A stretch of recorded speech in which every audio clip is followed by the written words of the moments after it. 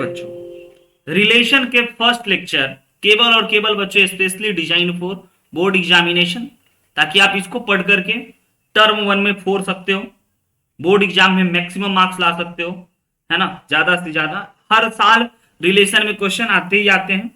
उस हर क्वेश्चन को बनाने की आप काबिलियत रखोगे आज के क्लास के बाद, और बड़ा इजी होता है। बहुत सारे बच्चे बहुत सारे जगह पे बहुत सारे लोगों से पढ़े, है ना, लेकिन रिलेशन कहीं ना कहीं थोड़ा सा परेशान करता है। आज आपको पढ़ लेने के बाद, क्योंकि आज आप बात करोगे, माइक ऑन करके पूछ लोगे, बोल लोगे कि सर ये होगा कि नहीं, ये होगा कि नहीं, तब आपको आज आ जाएगा। और अगर आज आप माइक ऑन करके नहीं बोले, नहीं पूछे, तो जो आपके मन में जो बातें रह जाएंगी वही आपको डाउट क्रिएट करेगा और किसी क्वेश्चन को बनाने में कलम को रुकवा देगा। तो प्लीज माइक ऑन करके बोल दीजिएगा या मैसेज करके कर दीजिएगा। हम यहाँ दोनों मोड में देखने को तैयार रहेंगे और आपको सुनने को। लेकिन पहले जो है ना, सबसे अहम बात पे हम आते हैं। रिलेशन का बड़ा ही चार जो टाइप है ना, वही टाइप ही बस आ रहा है, वही टाइप आपको पढ़ना है और वही टाइप को पहचानना है, और उसी टाइप पे क्वेश्चंस आते हैं और क्वेश्चन बनते हैं। और उसी क्वेश्चन में कौन ट्रांजिटिव है, कौन सिमेट्रिक है, कौन रिफ्लेक्टिव है ना, इन सब बातों को करना है। क्या होता है पहले, क्या नहीं होता है, उससे पहले हम आपको थोड़ा सा आउटलाइन बताते हैं कि रिलेशन को समझने से पहले आपको जानते हैं ना, रिलेशन मैथ्स में कैसा होगा। नंबर का रिलेशन किसी नंबर के साथ, है ना, कोई फंक्शन का रिलेशन कोई फंक्शन के साथ, कोई टर्म का रिलेशन का टर्म के साथ, तो मैथ्स में मैथ्स जैसा रिलेशन होगा। मतलब 2 जो होगा वो 3 से रिलेटेड होगा, 4 जो है वो 9 से रिलेटेड होगा, 6 जो है वो 11 से रिलेटेड होगा। नंबर का ही रिलेशन होगा ना, किसी टर्म का ही रिलेशन होगा ना। और रिलेशन वर्ड तो आप जानते ही है ना, किसी ना किसी प्रकार से रिलेटेड होना चाहिए, संबंधित होना चाहिए, है ना, किसी ना किसी प्रकार का संबंध होना चाहिए। और ये रिलेशन हमारे जीवन का तो सबसे महत्वपूर्ण आधार है ना। किसी न किसी से सबका कोई ना कोई प्रकार का रिलेशन होता है ना। तो रिलेशन को हम रियल लाइफ में क्या ही समझे, ये तो आप मेरे से बहुत बेटर समझते हो। रिलेशन मैथ्स में नंबर से नंबर का रिलेशन, और रियल लाइफ में देख लीजिए कुछ ना कुछ तो रिलेटेड होगा। देखो मैडम जी को ठग दिए हम, है ना।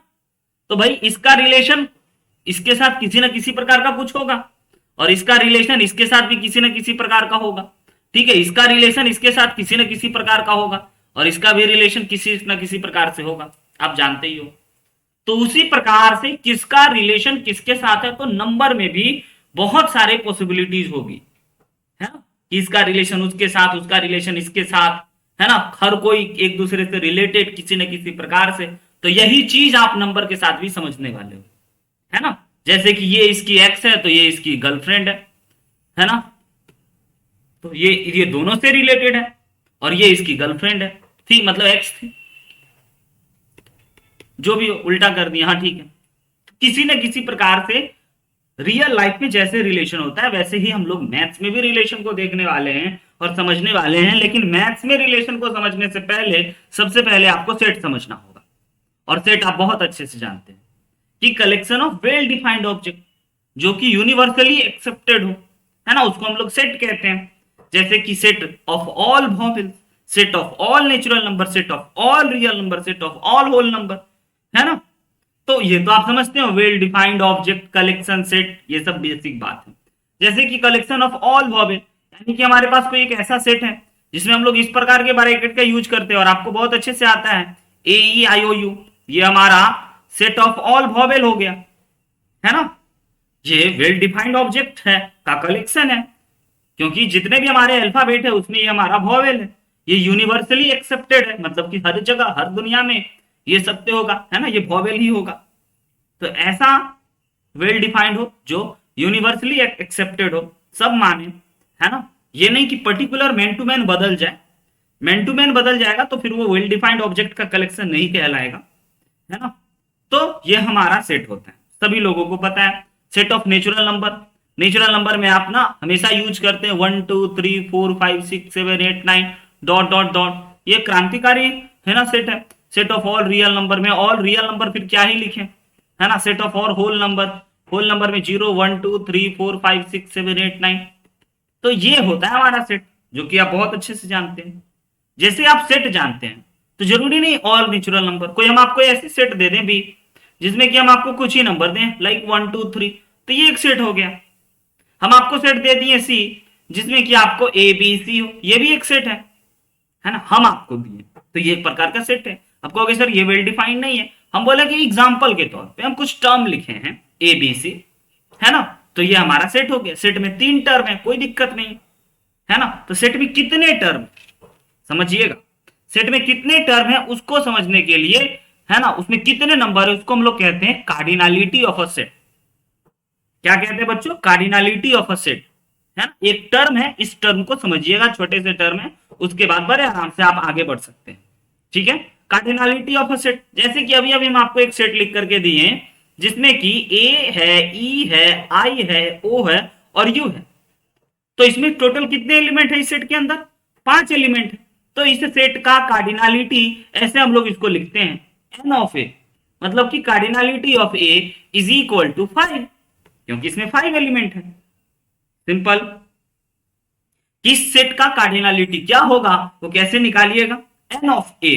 अगर कोई सेट बी होता तो आप एन ऑफ बी बोलते हैं, है ना, और उसमें जितने एलिमेंट होते हैं काउंट करके लिख देते अगर काउंट करना पॉसिबल होता तो, है ना।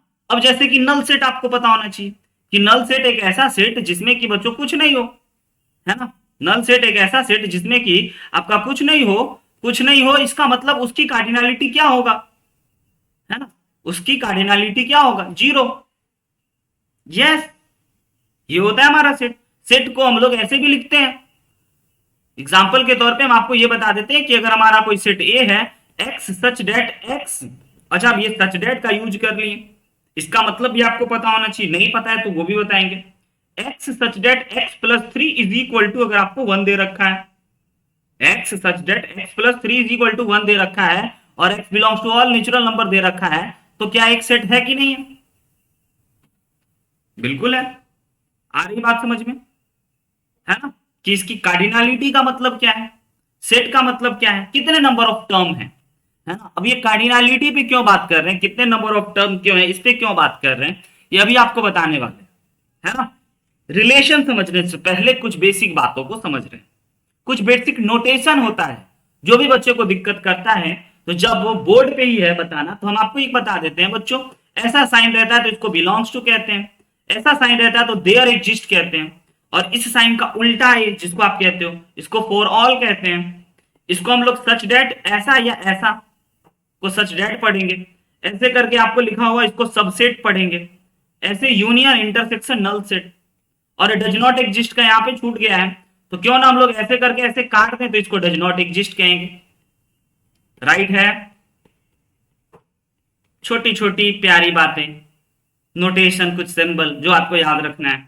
स्टैंडर्ड बुक के पहले पेज में ही देगा, किसी स्टैंडर्ड एग्जाम के एग्जाम से पहले ही उसके जो होते हैं ना उसमें आपको दे दिए जाएंगे, आपके बोर्ड एग्जाम में नहीं देंगे, क्योंकि बोर्ड एग्जाम में जो चीज आप सीखे हो उसी को यूज कर रहे हैं। कोई बड़ा एग्जाम दोगे तो उसमें ये पूरा नोटेशन लिख के देगा कि भैया हमारे यहाँ इसका मतलब ये है, हमारे यहाँ इसका मतलब ये, ठीक है। चलते हैं अगले बातों पे। कार्टेशियन प्रोडक्ट बताते हैं क्या होता है, कार्टेशियन प्रोडक्ट बताते हैं क्या होता है बच्चों। अगर आपका दो सेट है ना, एक सेट आपका ए है, इंपॉर्टेंट बात यहां से शुरू हो रही है। अगर आपका कोई सेट ए है जिसमें कि आपका 1 और 2 केवल 2 ही एलिमेंट है, और अगर कोई दूसरा सेट है आपका बी जिसमें कि आपका ए है और बी है, इसमें भी 2 ही एलिमेंट। एग्जाम्पल के तौर पे कार्टेशियन प्रोडक्ट को समझाने का बेसिक एग्जाम्पल हम आपके सामने दे रहे हैं। तो अगर आपके पास कोई सेट ए है, ये रहा सेट ए, ये रहा सेट बी, आज हमारे सेट ए में सर आपने केवल और केवल 2 ही एलिमेंट दिया है और सेट बी में भी सर 2 ही एलिमेंट दिया है, तो कार्टेशियन प्रोडक्ट ऑफ सेट जो होगा वह ए क्रॉस बी होगा। और ए क्रॉस बी क्या होगा जरा समझिएगा, आप अगर इसको इस प्रकार के ऑर्डर पेयर में लिखो, ऑर्डर्ड पेयर में, मतलब समथिंग कॉमा समथिंग ब्रैकेट में, फिर समथिंग कॉमा समथिंग, फिर समथिंग कॉमा समथिंग, तो आप इसको क्या 1 कॉमा ए लिख सकते हो, 1 कॉमा ए, 1 कॉमा बी, समझिएगा 1 कॉमा ए लिख सकते हो, 1 कॉमा ए, फिर 2 कॉमा ए, फिर 2 कॉमा बी। तो दिस इज द बच्चों Cartesian product of A cross B. आई बात समझ में? Cartesian product of A cross B important है क्योंकि Cartesian product of A cross से ही आपको अब रिलेशन बताने वाले हैं। सर दूसरा स्क्रीन नहीं है, ओके, अच्छा किया आप बता दिए दूसरा स्क्रीन नहीं है, शायद हम भूल गए। यस सॉरी बच्चों, दूसरा स्क्रीन नहीं है, आप इतना देर बाद बोले।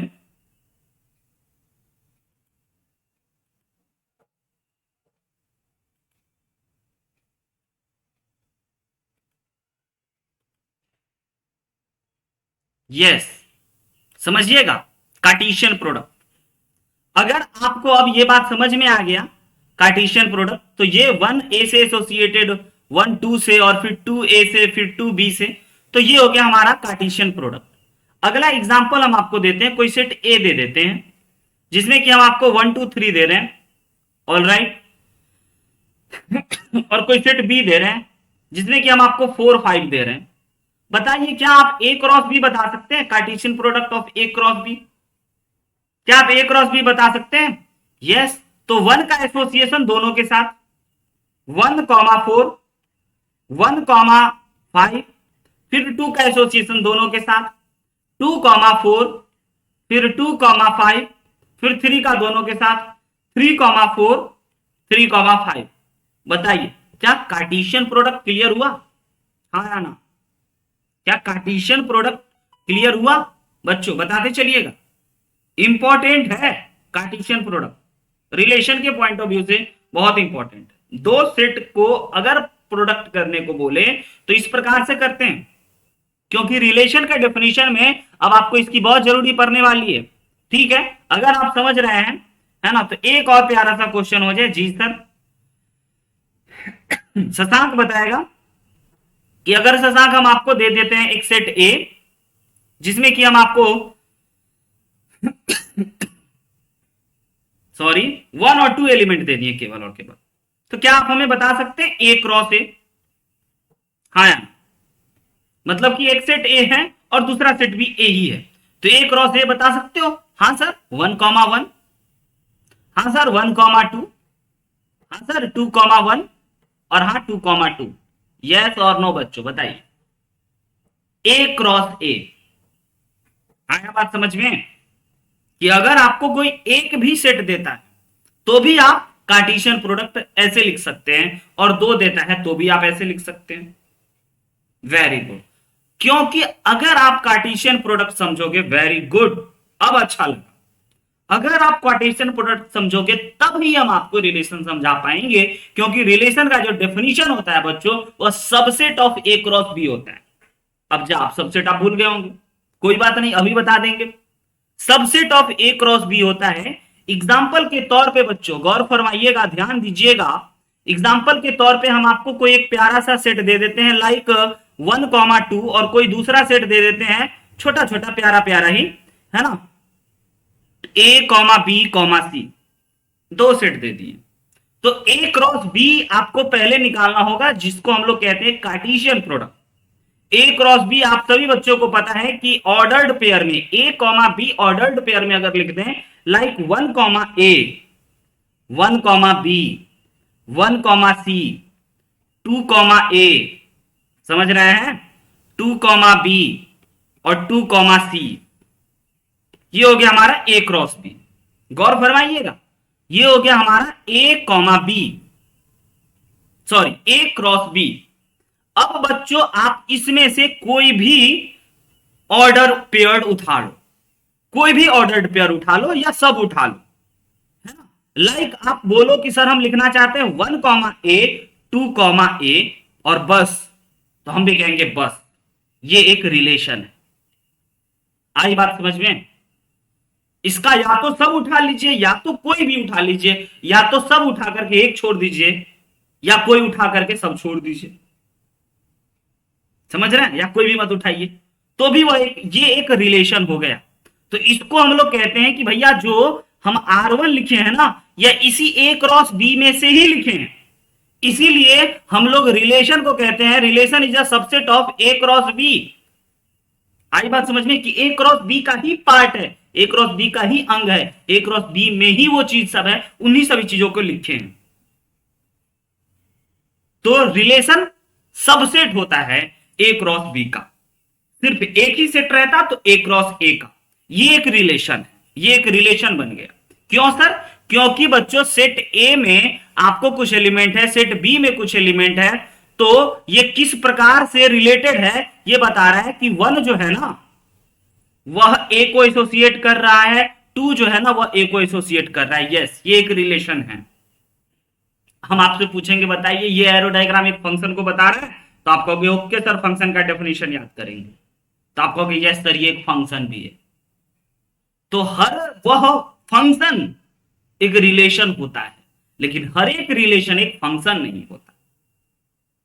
समझिएगा, गौर फरमाइएगा।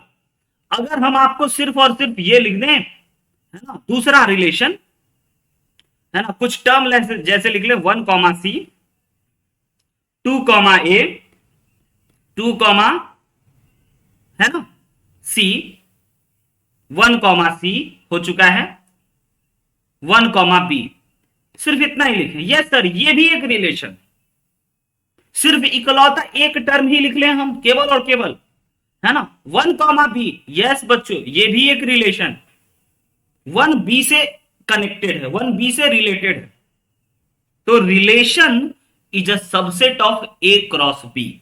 और अगर एक ही सेट दे तो relation is the subset of A cross ए।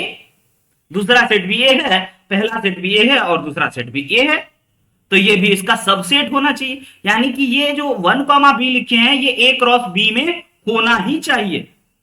अब हम आपसे एक बात और पूछेंगे और आप हमें बताइएगा, बताइए क्या, है ना, एक अगला रिलेशन लिख ले R4। क्या बच्चों गौर फरमाइएगा, है ना, 3 कॉमा 1 क्या ये एक रिलेशन है? नहीं सर, क्योंकि सेट ए में 3 है ही नहीं। समझ रहे हैं ना, सेट ए में सर 3 है ही नहीं और ए क्रॉस बी में सर 3 कॉमा 1 है ही नहीं, इसलिए यह एक रिलेशन नहीं है।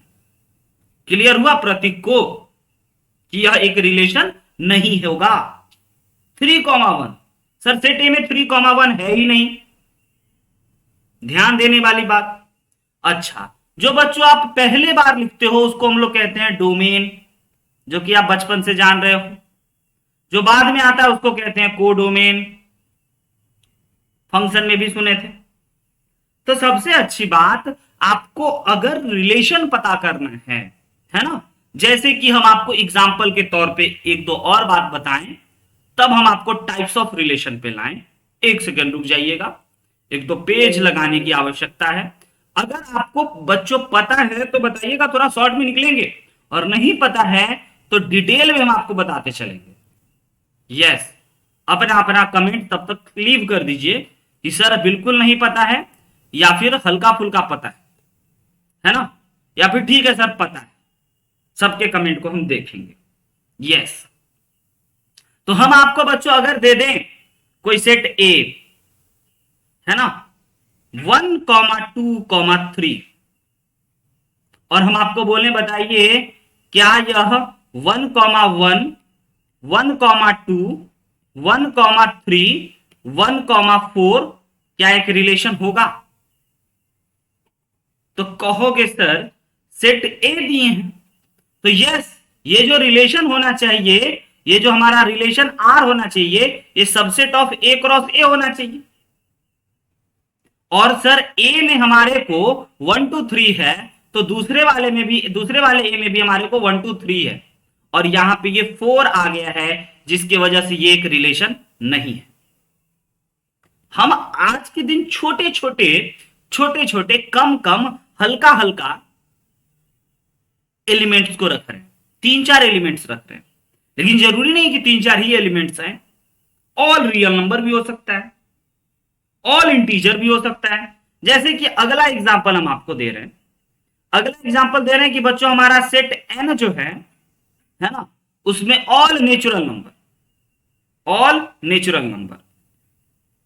सेट एन ऑल हमारा नेचुरल नंबर है, और सेट एन अगर हमारा ऑल नेचुरल नंबर है, एक रिलेशन हम लिख रहे हैं, है ना, 0 कॉमा 1, 1 कॉमा 2, 3 कॉमा 2, 4 कॉमा 5, बताइए क्या ये एक रिलेशन है? हाँ या ना, यस और नो बच्चों?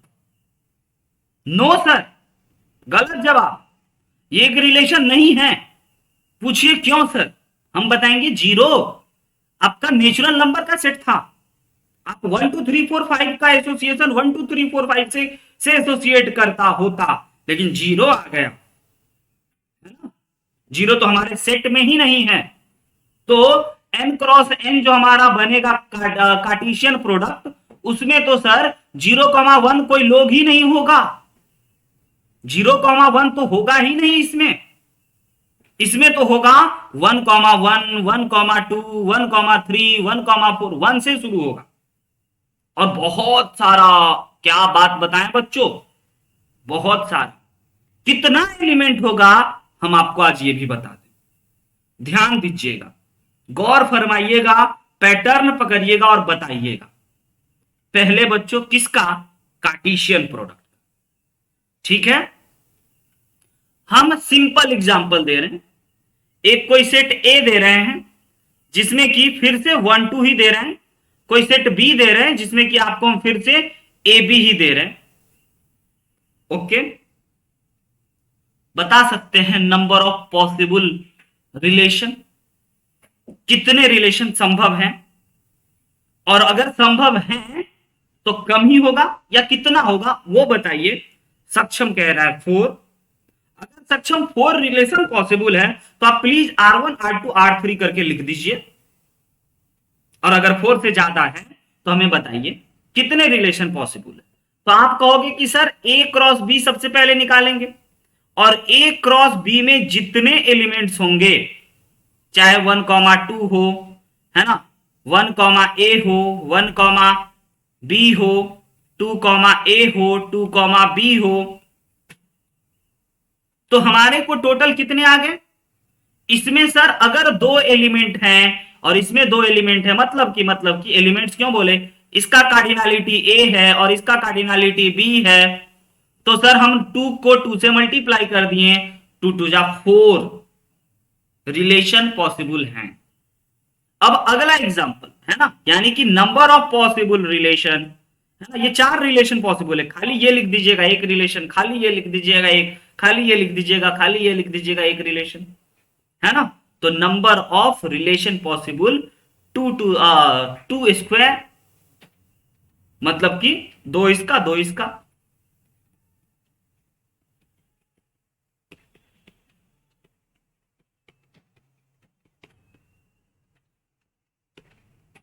अगला, अगर हम आपको सेट, या फिर हम आपसे वो पूछें, या फिर ये पूछें कि सेट ए क्रॉस बी में ऐसा ऐसा कितना ordered pair.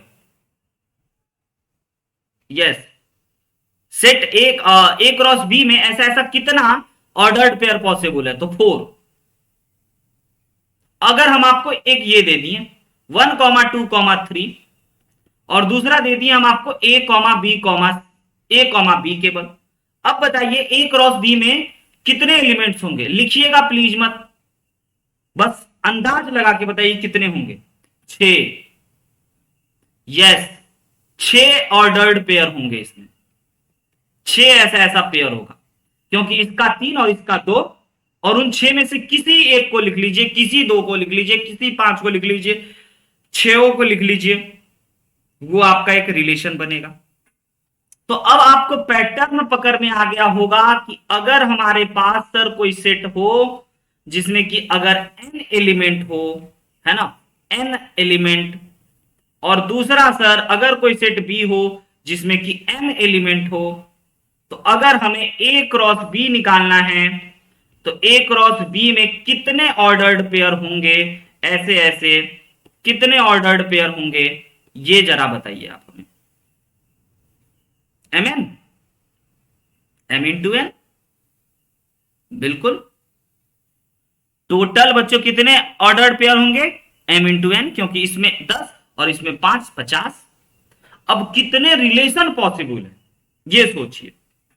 How many possible relation, number of possible relation, बहुत सारे। जवाब आपका नहीं होना चाहिए, है ना। नंबर ऑफ पॉसिबल रिलेशन, कितने ऑर्डर्ड पेयर आप कर सकते हैं। तो ये हो जाएगा बच्चों, आपको इसमें 2 2 करके लिखना है ना, कोई भी लिख लीजिएगा। तो 2 का पावर mn रिलेशन संभव होंगे। तो सर इधर जो था, इधर हमारा दो इसमें था, दो इसमें था, तो 2 का पावर, यहां पे नंबर ऑफ रिलेशन इसको सही कर रहे हैं, 2 का पावर 2 इंटू 2, यानी कि 2 का पावर 4 रिलेशन पॉसिबल है।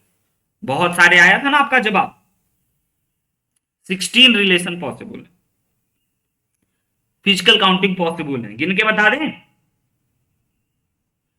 समझ रहे हैं, है ना। तो हाउ मेनी पॉसिबल रिलेशन का ये एक फॉर्मूला हो गया कि अगर पहले वाले सेट में m है, दूसरे वाले सेट में n है ना, तो इसका पावर nm होगा, 2 का power mn number of possible relation. ठीक है, अभी तक तो आप रिलेशन समझ रहे हैं, कितने पॉसिबल रिलेशन है ये समझे। आइए अब आगे की बात हम आपको बताएं। यस, अब चलते हैं प्यारे बच्चों, रिलेशन समझ में आ गया। Subset of A cross B, दो सेट देगा, एरो डायग्राम में एक इधर और एक इधर, और उन दोनों का पहले कार्टेशियन प्रोडक्ट लिखना असंभव होगा।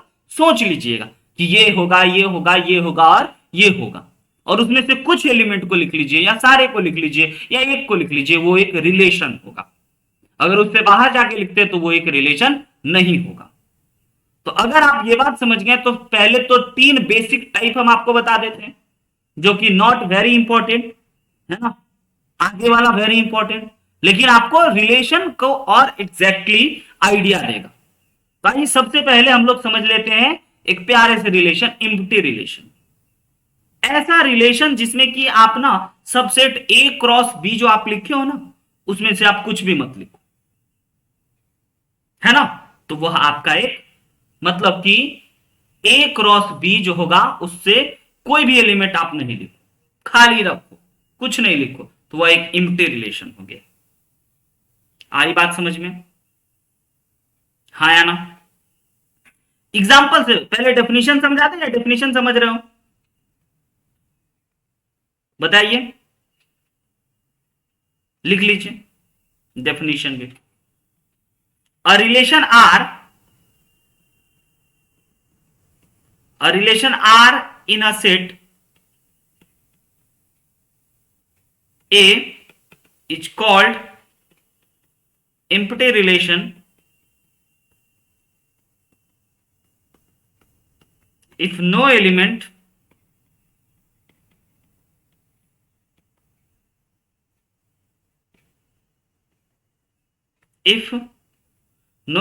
of A to any element of A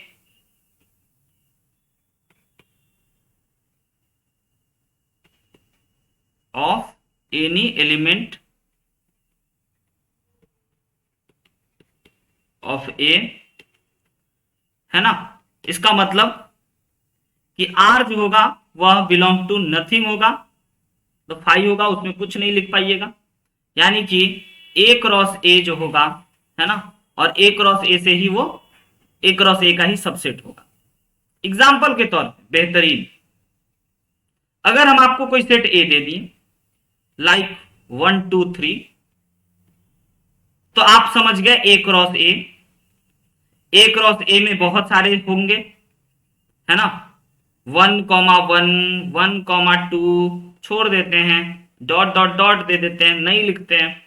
और एक रिलेशन अब हम ऐसा बता रहे हैं, है ना, जरा गौर फरमाइएगा, एक रिलेशन हम ऐसा बता रहे हैं कि इस प्रकार से A comma B such that A plus B is equal to 10।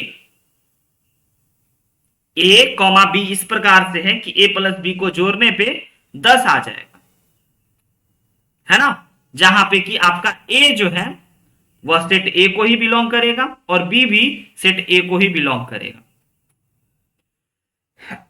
बताइए, 2 नंबर का जोड़, है ना बच्चों, यहां पे देख लीजिए 1 2 3, सेट A में भी देख लीजिए 1 2 3, इसमें से किसी भी को भी लिखिएगा 1,1 तो भी 10 नहीं होगा, 2,2 10 नहीं हो रहा है, 3,3 तो भी 10 नहीं हो रहा है। मतलब कि ये A से रिलेटेड है, ये B से रिलेटेड है, लेकिन रिलेशन में कुछ नहीं लगा हमें। हाँ, खाली एम्प्टी रिलेशन। आई बात समझ में? जिसमें ए भी इससे रिलेटेड है, बी भी इससे रिलेटेड है, लेकिन ए प्लस बी को जोड़ करके 10 कभी नहीं हो सकता है। 1,1 तो लिख सकते हैं, लेकिन 1,1 को जोड़ना है, 1 + 1 2 होगा, 10 नहीं होगा। तो यह एक एम्प्टी रिलेशन का एग्जांपल हो गया। और यूनिवर्सल रिलेशन इसी के अपोजिट होते हैं, है ना। जैसे ही आपको कोई सेट ए बताएं 1,2 और आप एक रिलेशन लिख दिए 1,1 1,2, है ना, 2,1 और 2,2, मतलब कि आप सारे के सारे एलिमेंट को लिख दिए, तो ये एक यूनिवर्सल रिलेशन हो गया। आप ए क्रॉस ए का जो आपका था कार्टेशियन प्रोडक्ट, उसमें 1,1 था, 1,2 था, 2,1 था और 2,2 था। सारे के सारे एलिमेंट को आप कॉपी पेस्ट कर दिए तो भी हम बोले थे एक रिलेशन होगा, लेकिन इस रिलेशन को यूनिवर्सल रिलेशन कहते हैं कि ए क्रॉस बी जो है ना वही आर है। आई बात समझ में? हाँ या ना बच्चों? और एग्जांपल दें या समझ गए? ये एक यूनिवर्सल रिलेशन, एग्जांपल नंबर 1। दूसरा एग्जांपल देखिए कि हम आपको दे रहे हैं कोई सेट ए इस प्रकार से, है ना, और रिलेशन जो होगा वो सबसेट ऑफ ए क्रॉस ए होगा हमेशा।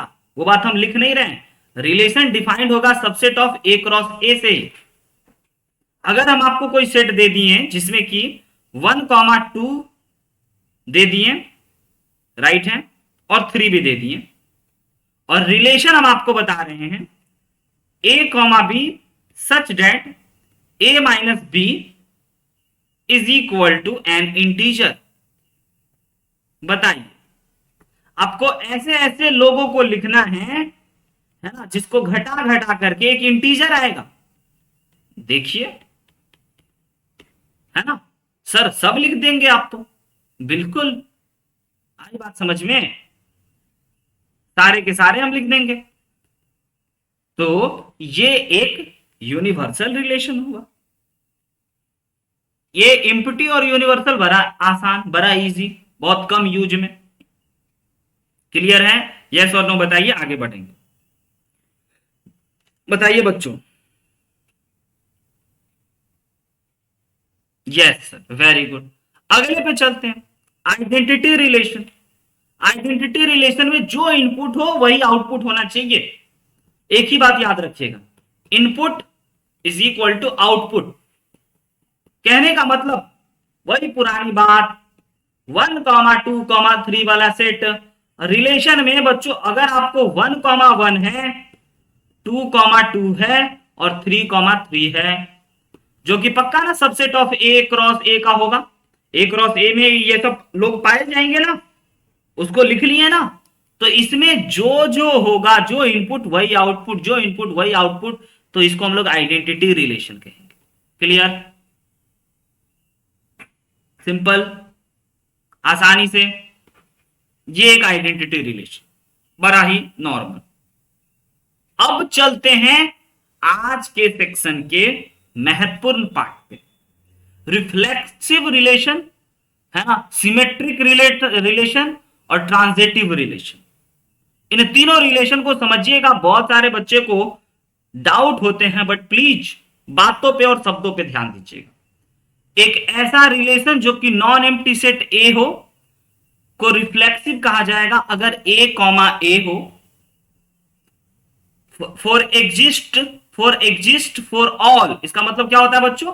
For all a belongs to a, मतलब कि सब में आपको जितने भी पॉसिबल हो वो सब होंगे, तब रिफ्लेक्सिव होंगे। ये बात मत भूलिएगा।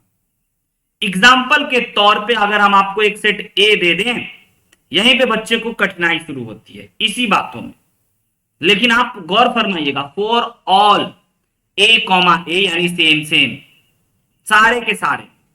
जैसे कि 1, 2, 3, 4, तो a क्रॉस a समझ रहे हो, बहुत बड़ा नहीं लिख रहे हैं, उससे एक रिलेशन लिख रहे हैं। उसमें बताइए क्या आपको 1, 1 दिखाई देगा? कहोगे यस सर। 2,2 दिखाई देगा, यस सर। 3,3 दिखाई देगा, यस सर। 4,4 दिखाई देगा, यस सर। तो ये एक ट्रांजिटिव सॉरी ये एक रिफ्लेक्सिव रिलेशन होगा। आया बात समझ में? और इसके अलावा कुछ और दिख जाए तो सर, हम बोले हमको सिर्फ डेफिनेशन से मतलब है। हमने क्या बोला कि A, फॉर ऑल एग्जिस्ट, जितना एग्जिस्ट करता है वो सारे के सारे होने चाहिए, है ना। अगर कोई बच्चा बोले A1,1, 2,2, 3,3, क्या यह एक रिफ्लेक्सिव रिलेशन है, यस और नो? R1, R2 एक रिफ्लेक्सिव रिलेशन है, हाँ या ना बताइए। डेफिनेशन पे चलिए। Yes sir. क्या 4,4 इसमें बिलोंग कर रहा है प्यारे बच्चों?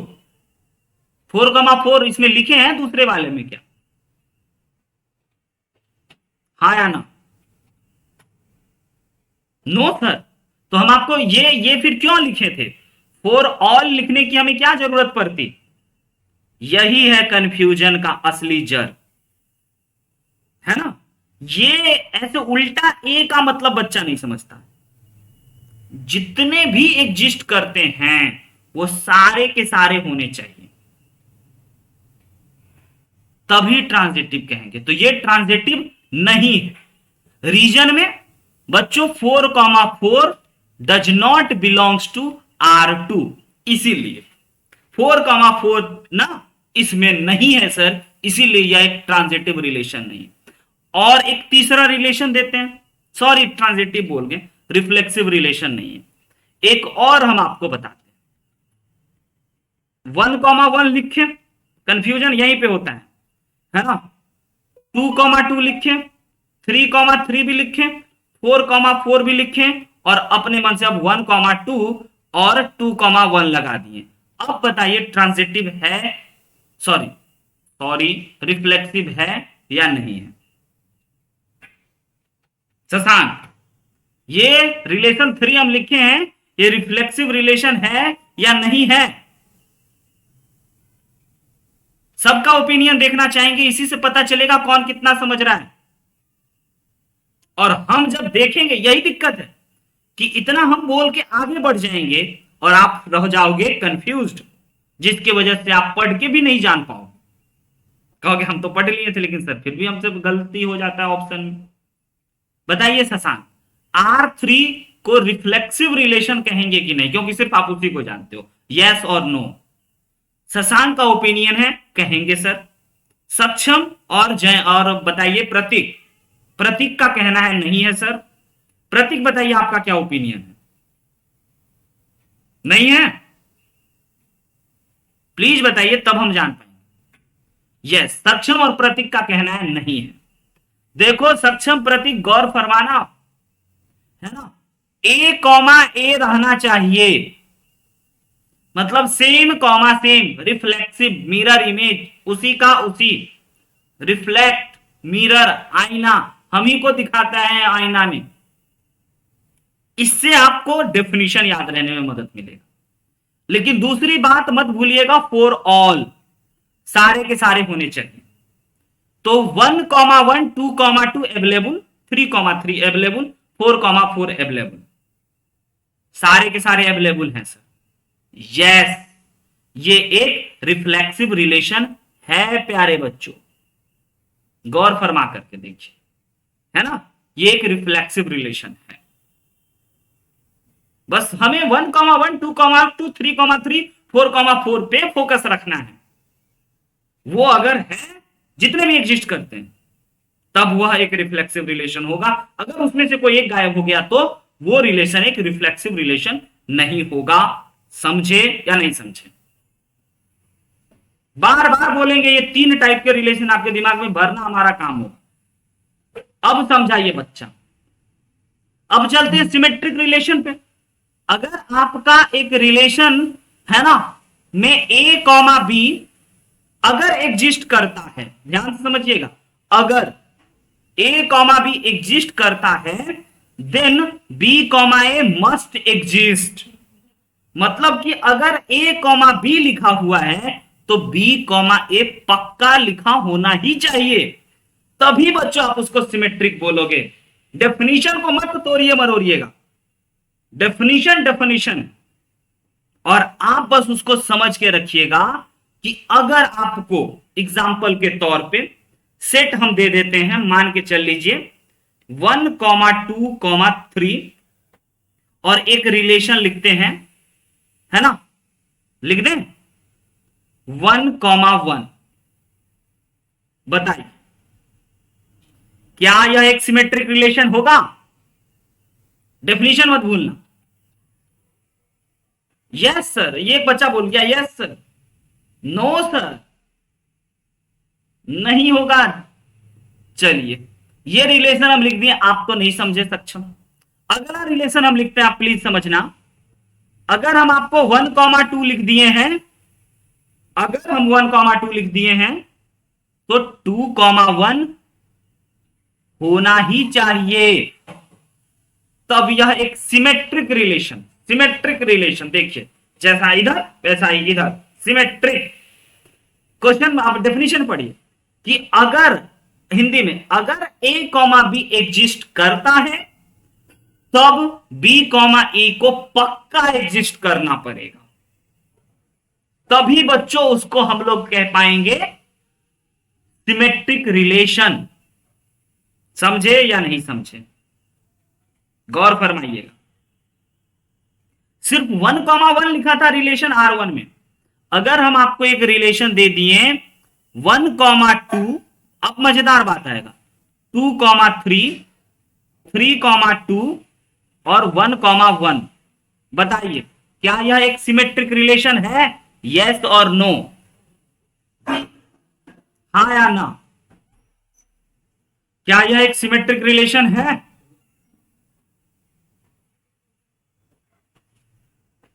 बताइए शशांक।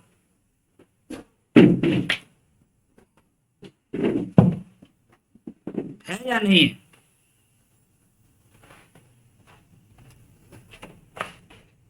No comment. फिर से एक बार पढ़ेंगे कि अगर हमारा a कॉमा बी एग्जिस्ट करता है ना, तो b कॉमा बी मस्ट होना चाहिए। देखिए 1,2 है तो भैया 2,1 नहीं है सर, 2,1 होना चाहिए। फिर आपका नजर आएगा इसमें सर 2,3 है तो 3,2 है, लेकिन हम क्या बोले, मस्ट एग्जिस्ट करना चाहिए, 2,1 तो जरूर रहना चाहिए, यहां पे नहीं है ना, तो यह आपका सिमेट्रिक रिलेशन नहीं है बच्चों। अब क्लियर हुआ? खत्म हो गया। यस, समझ में आया सक्षम?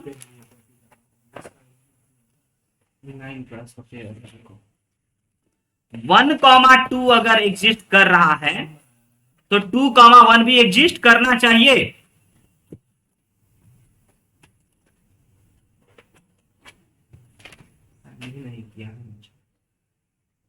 और 2,1 इसमें नहीं है, तो इसको बच्चों हम लोग सिमेट्रिक रिलेशन नहीं कहेंगे।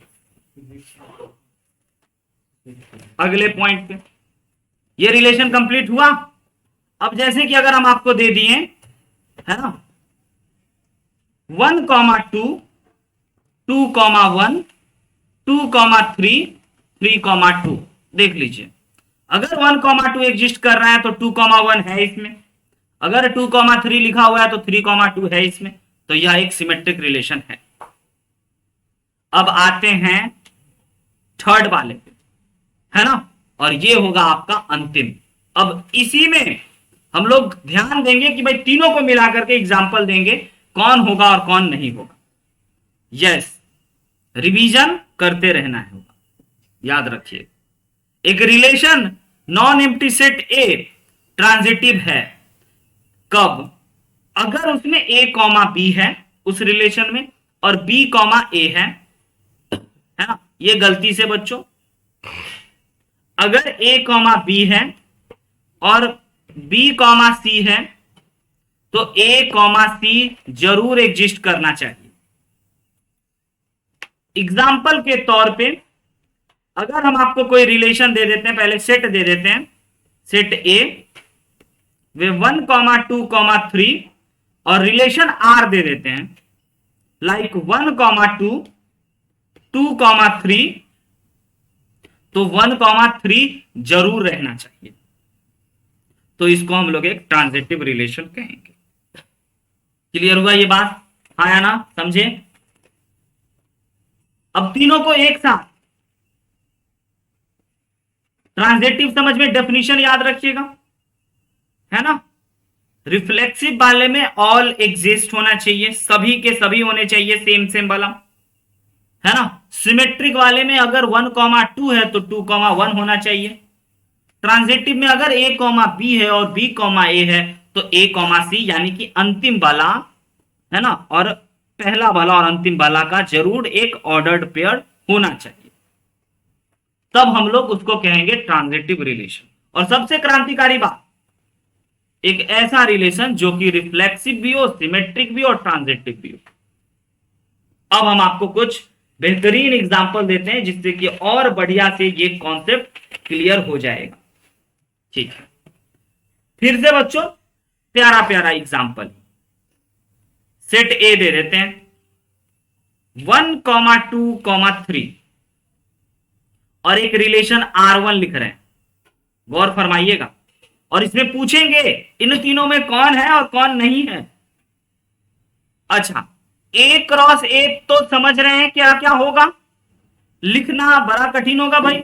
फील कर लीजिए कि 1 कॉमा 1 होगा, 1 कॉमा 2 होगा, 1 कॉमा 3 होगा, 2 कॉमा 1 होगा और ऐसे ऐसे डॉट डॉट दे दीजिए, समझ लीजिएगा। अब हम आपके पास एक पर्टिकुलर रिलेशन लिख रहे हैं 1 कॉमा 1, 2 कॉमा 2, 3 कॉमा 3 और 1 कॉमा 2। अब आपसे जो जो पूछेंगे यस नो जवाब देते चलिएगा, है ना? सबसे पहला बात, तैयार हो जाइएगा y और n लिखने के लिए। क्या ये एक रिफ्लेक्सिव रिलेशन है? यस जवाब आया। जल्दी, फिर अगला हम पूछेंगे, एक ही का जवाब आया। रिफ्लेक्सिव में हमारा ही मिरर इमेज, पहले का ही मिरर इमेज, और जितने एग्जिस्ट करते हैं वो सारे के सारे, तो 3 ही एग्जिस्ट करेंगे सर, सेम सेम वाला, तीनों लिखा गया। यस, एक रिफ्लेक्सिव है। अगला क्वेश्चन, क्या यह एक सिमेट्रिक है? बताइए, क्या यह एक सिमेट्रिक रिलेशन है? सिमेट्रिक रिलेशन में गौर फरमाइएगा क्या होना चाहिए। हाँ, अब बच्चा समझ गया। रीजन, रीजन शशांक क्यों नहीं है सिमेट्रिक? क्योंकि 2 कॉमा 1 एग्जिस्ट नहीं कर रहा है सर, इसमें 2 कॉमा 1 इससे बिलोंग नहीं कर रहा है, तो सिमेट्रिक नहीं है। थर्ड क्वेश्चन, ट्रांजिटिव है? गौर फरमा के देख लीजिए, ट्रांजिटिव है? यस और नो? नो, एक जवाब आया।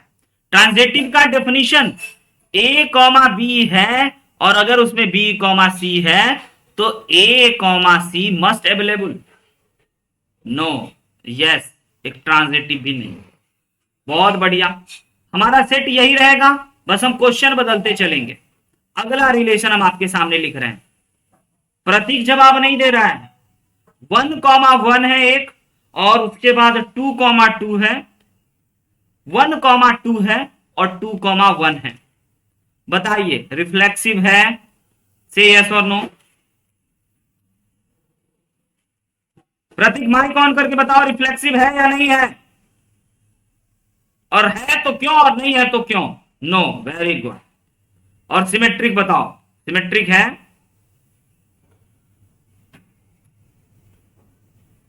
सिमेट्रिक है? अगर 1 कॉमा 2 है सर तो 2 कॉमा 1 दिखना चाहिए, दिख गया? यस। और बताइए क्या ट्रांजिटिव है? हाँ या ना?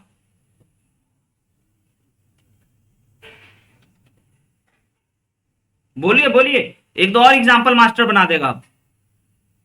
यस, ठीक है, एक और पूछ लें या समझ गए खेल? एक और पूछेंगे, एक और रिलेशन देंगे। सेट में वही है 1 2 3, रिलेशन हम दे देते हैं अपने मन से, है ना। 1 1, 2 2, 3 3, 1 2, 2 1, 2 3 और लास्ट में 3 2। बताइएगा प्लीज। रिफ्लेक्सिव तो पहले ही दिख गया, तीनों एग्जिस्ट करता था सर, तीनों का तीनों है। यस, रिफ्लेक्सिव के बारे में बच्चों का कहना है। सिमेट्रिक के बारे में बताइए, क्या विचार? यस सर, सिमेट्रिक है। 1 2 है तो 2 भी 1 है, और 2 1 है तो 3 भी 2 है। Yes, symmetric. और बच्चों बताइए आप हमें किसके बारे में? ट्रांजिटिव के बारे में। ट्रांजिटिव के बारे में अगर आपका, यस क्या बात है, ट्रांजिटिव फिर से, अगर सर 1 2 है, देखना फोकस हमारा कहां कहां जाएगा, ध्यान, वेरी गुड। अगर 1 2 है और 2 3 है तो 1 3 एग्जिस्ट करना चाहिए। लो, गड़बड़ा दिया सारा बच्चा। और हम वही एग्जांपल लिए जो आपको नहीं दिखाई दिया। हाँ, एक सही बोला, नो। देखिए 1 2 है तो 2 3 है, तो अगला इसमें है ना 1 3 होना चाहिए, जो कि सर इसमें नहीं लिखा हुआ है, इसीलिए यह एक ट्रांजिटिव रिलेशन नहीं है। क्लियर है? रीजन समझ में आ रहा है वाई? तो रीजन इज, है ना, क्या चीज बच्चों? Reason is 1 3 is not related to R, belong नहीं कर रहा है इस क्वेश्चन में, है ही नहीं। नहीं, कॉन्सेप्ट क्लियर हुआ। और एक वही है हमारे सेट में 1 2 3, one of the best example, हमेशा आपका काम बना देगा। अब दिमाग लगाइएगा, 2 2, 3 3, 1 2, 2 1। बताइए क्या यह एक रिफ्लेक्सिव है? नो, बिल्कुल सही। रीजन आपको पता है, 1 1 नहीं है, इसीलिए। क्या यह एक सिमेट्रिक है? रीजन बता दीजिए। सिमेट्रिक के लिए क्या होना चाहिए? 1 2 तो 2 1 झलकना चाहिए। यस। क्या यह ट्रांजिटिव है? बताइए, क्या यह ट्रांजिटिव है? No sir. अब आपको क्लियर हुआ, है ना? अब आप समझ गए तीनों रिलेशन के बारे में। एक और देना चाहेंगे, अंतिम एक और रिलेशन देते हैं, जल्दी जल्दी बताइएगा सोच समझ के। अगर हम आपको दे दिए हैं 2 3 और 1 2, बताइए क्या ये ट्रांजिटिव है? मजा आ रहा है, धन्यवाद प्रतीक, क्योंकि समझ आ रहा है। और कहते हैं ना, समझ आता है तो मजा मजा आता है, नहीं समझ में आता तो बहुत दिमाग खराब होता है इसमें। क्या ये एक ट्रांजिटिव है? नो। क्या ये एक ट्रांजिटिव है? क्या ये एक रिफ्लेक्सिव है? अरे अरे अरे, क्या बात है प्रतीक। तुमने तो कॉपी कर दिए सर, हाँ? चलो कोई बात नहीं। हाँ यस, मजा आएगा तो समझ आएगा, हैशटैग भूगोल फ्लेक्स। यस, बताइए ट्रांजिटिव है? पहले ट्रांजिटिव पूछ लें, नहीं पहले आपको आदत है ऐसे रिफ्लेक्सिव का, सिमेट्रिक का, और फिर ट्रांजिटिव का। बताइए रिफ्लेक्सिव है? No sir. सिमेट्रिक है? सर अगर 1 2 है तो 2 होना चाहिए। No sir. ट्रांजिटिव है? अरे अरे अरे बाप रे भाई, इतना तगड़ा। अगर सर 1 2 है, नो। ट्रांजिटिव है? ट्रांजिटिव है? नो। मतलब कोई रिलेशन, एम्प्टी रिलेशन है। वाह, ट्रांजिटिव है? बताइए, गौर से देख लीजिए।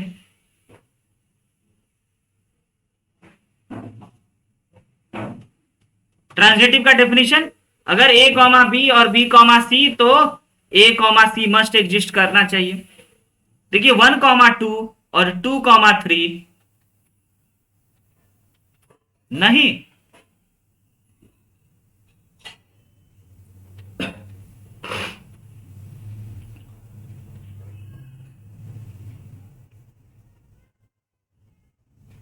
यस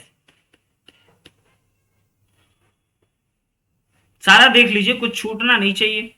यहां पे 2,3 लिख देते तब हो जाता, है ना। चलिए, ओवरऑल आपको समझ में आया बच्चों कि क्या होता है ट्रांजिटिव, क्या होता है रिफ्लेक्सिव, क्या होता है सिमेट्रिक, है ना। और ये डेफिनेशन मत भूलिएगा, सबसे ज्यादा दिक्कत हम अभी तक देखे हैं बच्चों को ये रिफ्लेक्सिव में होता है, क्योंकि बच्चा वो इस साइन का मतलब भूल जाता है, उल्टा ए बस पढ़ देता है। फॉर ऑल, है ना, all for all value of A, जितने एग्जिस्ट करते हैं वो सारे के सारे ध्यान देना है। सिमेट्रिक में ए बी अगर एग्जिस्ट करता है तब बी ए को भी होना चाहिए। ट्रांजिटिव में अगर ए बी है और बी सी है तो ए सी भी एग्जिस्ट करना चाहिए। अब हम अगले दिन बच्चों, आज तो नंबर के साथ खाली रखें, रिलेशन नंबर्स के साथ, अगले दिन ज्योमेट्री, लाइंस, ट्रायंगल, किसी के साथ भी रिलेशन हम लोग डिस्कस कर सकते हैं। यस, आइए, ये रहा आपका एक क्वेश्चन, मैक्सिमम नंबर ऑफ। अच्छा, अभी तक हम आपको 5 रिलेशन दिखाएं सेट 1 2 3 एलिमेंट को लेकर के, रिलेशन 1, रिलेशन 2, रिलेशन 3, और इन सभी एग्जांपल्स में ध्यान दीजिएगा, इन सभी एग्जांपल्स में कोई रिफ्लेक्सिव होता था, कोई सिमेट्रिक होता था, कोई ट्रांजिटिव नहीं होता, है ना। अब आपको इन्हीं एलिमेंट्स का यूज करके कर करके ऐसे रिलेशन बनाने होंगे, अब आपका दिमाग चलेगा घोड़े की तरफ, है ना।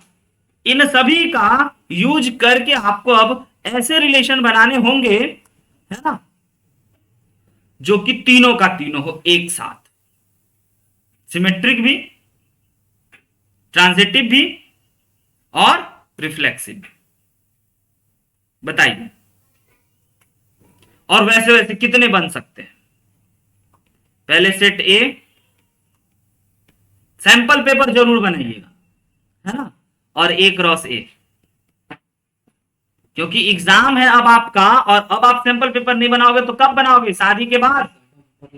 नहीं लाए हैं तो आप बोलिएगा, पीडीएफ आपके ग्रुप में रखा रहता है हमेशा, अभी भेज देंगे।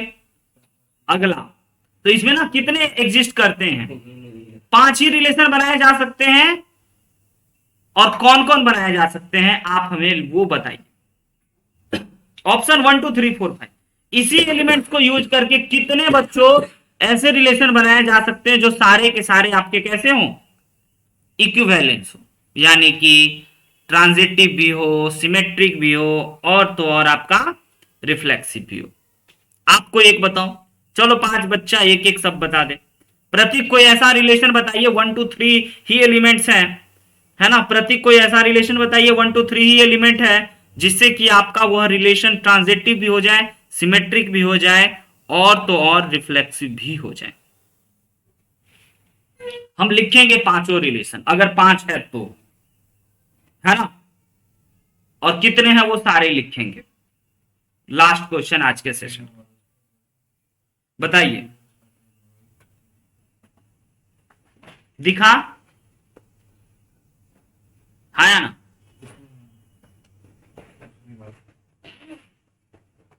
सबसे पहले हमको एक रिलेशन बनाना है जो ट्रांजिटिव, रिफ्लेक्सिव और सिमेट्रिक। ट्रांजिटिव होने के लिए सेम सेम का सब एग्जिस्ट करना चाहिए सर, यानी कि 1 1 2 2 3 3, ये तो एक ट्रांजिटिव होगा, और सिमेट्रिक होगा या नहीं होगा ये बताइए। हाँ, वेरी गुड। ऐसे कितने रिलेशन है, मैक्सिमम नंबर ऑफ। चलो ट्राई कीजिएगा, अगले दिन यहीं से शुरू करेंगे, सबको लिख करके ग्रुप में डाल दीजिएगा। बहुत सारे बच्चों को समझ में आ गया कि सर ऐसे ऐसे 5 रिलेशन एग्जिस्ट करेंगे इस 1 2 3 को यूज करके, जो कि तीनों का तीनों होगा। वह कौन होगा वो जरूर आप लिख करके सेंड कीजिएगा। आज के क्लास में इतना ही बच्चों। कल इंपॉर्टेंट पीवाईक्यू मतलब अगले क्लास में, और उसके बाद फिर हमारा रिलेशन खत्म। फिर कैलकुलस का रिवीजन सीरीज स्टार्ट करेंगे। हंसते मुस्कुराते और पढ़ते रहिए। मिलेंगे अगले दिन। शुभ रात्रि, गुड नाइट, टेक